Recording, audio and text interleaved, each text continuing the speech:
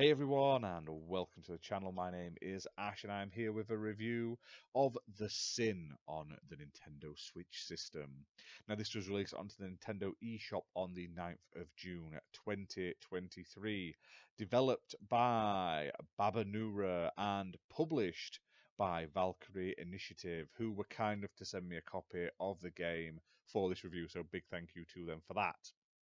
Now, this is a kinetic visual novel game, where that basically means, if you don't know what that is, it's a visual novel that just plays out and you basically read along with it. It's a non-interactive visual novel. There's no choices, there's no decisions to be made, there's no interaction with the story. You are just literally watching it unfold in front of you.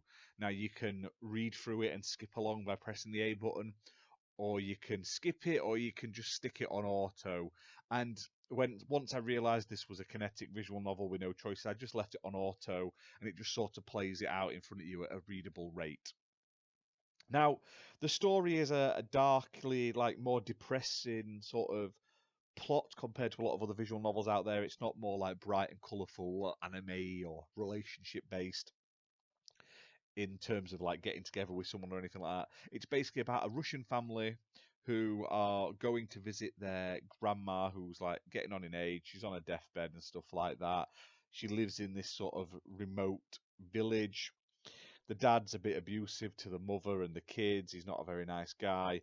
And obviously the sort of villagers in this sort of old worldly former USSR sort of village still believe in like the occult, like cults, demons, terrors, witches, spooky things and stuff like that, and that all is a sort of affecting their sort of perception on what is actually happening. Now, gameplay wise, there's not much to it in terms of gameplay. It's just about reading through from start to finish. Now, one thing that does go well for this game is I did like the art. It's sort of like black and white pencil drawings, it looks like.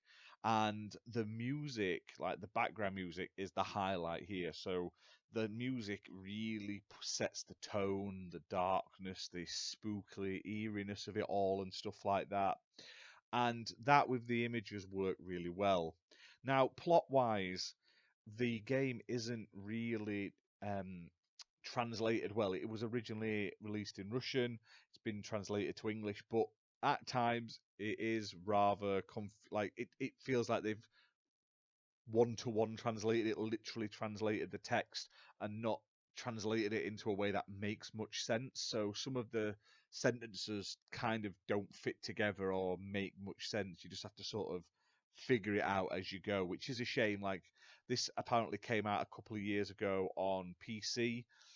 Feedback there on Steam says the same thing about the translation. So you would think after a couple of years they could have maybe have tweaked the translation a little bit before releasing it onto more systems. But overall, the game itself isn't bad. Like I say, it's interesting to see a visual novel that covers a bit more of like that Russian culture and the history and their sort of folklore. I did like that aspect of it, and I like the sort of more heavy weightness to like how the characters, especially the dad, was at the beginning of the story and stuff like that.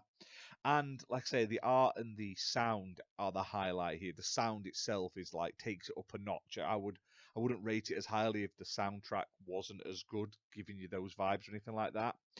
Now, there isn't any like audio narration, so you've got to read, which obviously the translation being not up to par isn't ideal, which may have put a few people off. And obviously, it being a kinetic visual novel and not advertised as a kinetic visual novel anywhere. Like I say, it just says visual novel, may lead some people to think that there are choices to be made to sort of maybe lead the conversations in certain ways and stuff like that. So just bear in mind, it is a kinetic visual novel. And with that, like I say, it's not bad in that sense. Like, I don't mind kinetic visual novels, they're their own thing. I've covered many of them on the channel for reviews, but I do like it when they sort of tell you up front that there isn't going to be any choices or anything, and it is a just sort of straightforward read along experience. Now the game's priced at £5.50 on the Nintendo Switch, also obviously available on Steam as well. And if you're looking for a visual novel that's like in a totally different sort of genre to how other visual novels usually are presented and stuff like that, you want to see like how townsfolk in like an old worldly village sort of perceive things like the supernatural and stuff like that, and how that sort of thing fits together. This is definitely something to check out. It's just obviously let down by its poor translation, which makes it unreadable at some points, and you just got to have to sort of skip those like paragraphs and move on to the next one.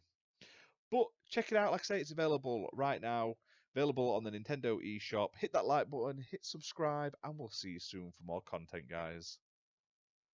Bye for now.